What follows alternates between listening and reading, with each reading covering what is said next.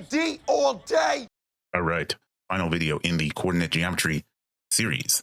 In this video, we will be talking about how to find the distance between any 2 points in the coordinate plane. So if you have any 2 points in the coordinate plane, there is a formula that you can use for finding the distance between those points. You can call it the distance formula if you so choose. And that formula is distance is equal to the square root of the quantity y2 minus y1 squared plus the quantity x2 minus x1 squared, and the square root then of all of that. And so there's a formula that you should absolutely have memorized. Like most other formulas, it is easier to memorize if you understand where it comes from. So let's talk about that. So let's say I have two coordinates. Let's say the coordinates -3, 2, and 1, -3. And I want to find the distance between those two coordinates.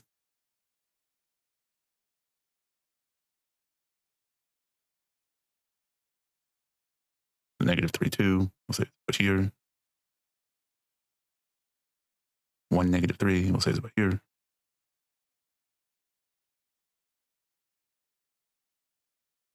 I want to find this distance, d. So how do we do that? Well, any 2 points that form a line can then be made into a right triangle like this. And what do we know about a right triangle? So once we have a right triangle, you can use Pythagorean theorem to find the length of your line, because that's just the hypotenuse for your right triangle. So Pythagorean theorem says a squared plus b squared is equal to c squared. So what we're looking for would be c. So remember, that would mean if you wanted c and not c squared, c would be equal to the square root of a squared plus b squared. And so now this equation here is looking somewhat similar to our distance formula. And so once we have, so we have our 2 coordinates here, and we form this imaginary right triangle, and we can use our coordinates to find the coordinates of our vertex here, because our x value is just going to be the same as this x value over here. So -3, then the y value is just going to be the same as this y value here. It's also -3. So this vertex here is -3, -3. And once we have that, we can find the distance of our 2 legs. So we can find the a and our b in our Pythagorean theorem. So this distance here is just going to be the difference in our y values. So 2 minus -3 is 5. This distance here is going to be the difference in our x value. So 1 minus -3 is just going to be 4. And so we would get our 5 and a 4 here in our distance formula. So that's really just where the distance formula comes from. It's just the Pythagorean theorem applied to coordinate geometry. So here, if we were looking for a value for d, maybe change it to c so it matches here.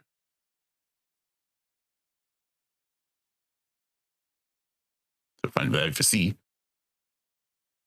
that would just be the square root of 5 squared plus 4 squared, which is 25 plus 16, or the square root of 41.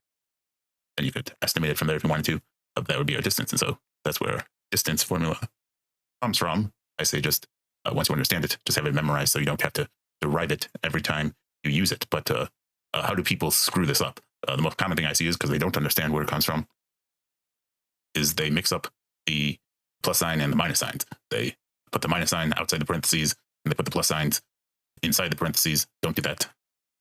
It's not that hard to just memorize it properly. Or if you know how it's derived, it should be easier to memorize. Let's do a problem now using our distance formula. A triangle has vertices located at the coordinates shown in the figure.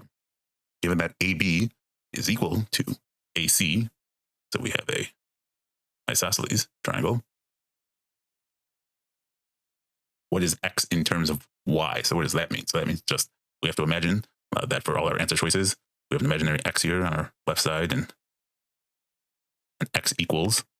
And so we just want the proper equation that gives us our x in terms of y. And so our x and our y are the coordinates for this point here, point A.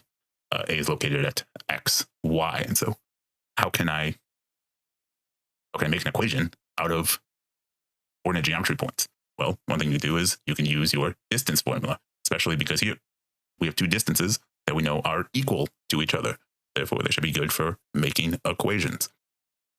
And so if I know these two distances are equal to each other,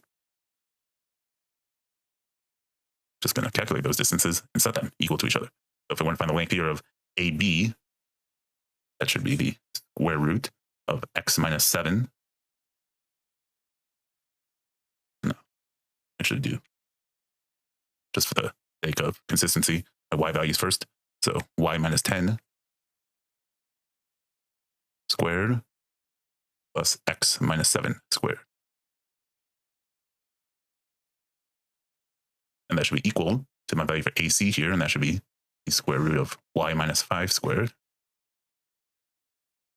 plus x minus 12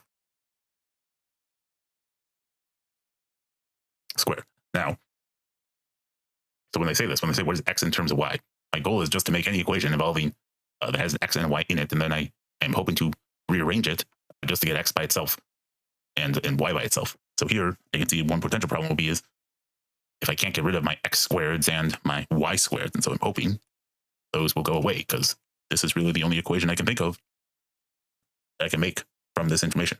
So if I'm now trying to solve or trying to get everything in terms of x, I have to square both sides. That gets rid of my radical. That just gives me y minus 10 squared plus x minus 7 squared is equal to y minus 5 squared plus x minus 12 squared. So now you have to know how to distribute these, and so go back and look at the quadratic equation series if you aren't comfortable doing this. So this here should just be y squared minus 2 times the product of your term. So that should be minus 20y plus 10 squared, which is 100, plus it would be x squared minus 14x plus 7 squared, which is 49.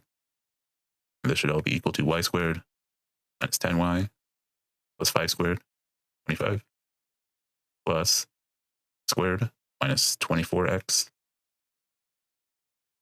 plus 144.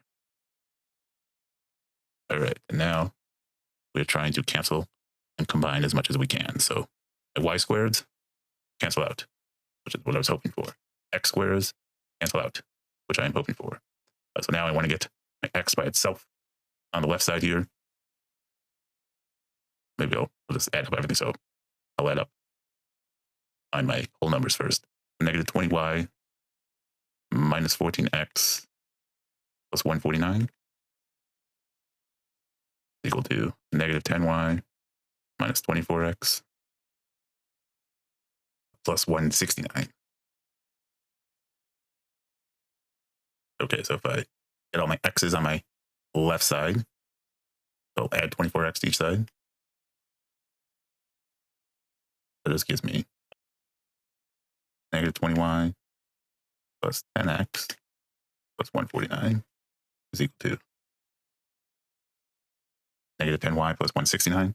Get all my y's on the right side, so 10x plus 149 is equal to ny plus 169.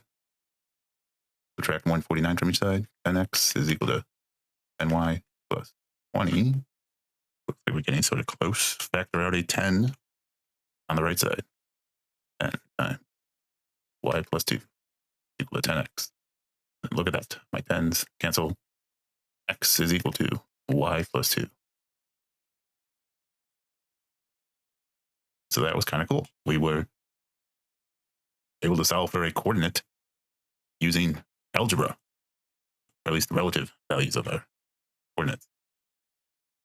And a fairly simple answer for a very complex arithmetic.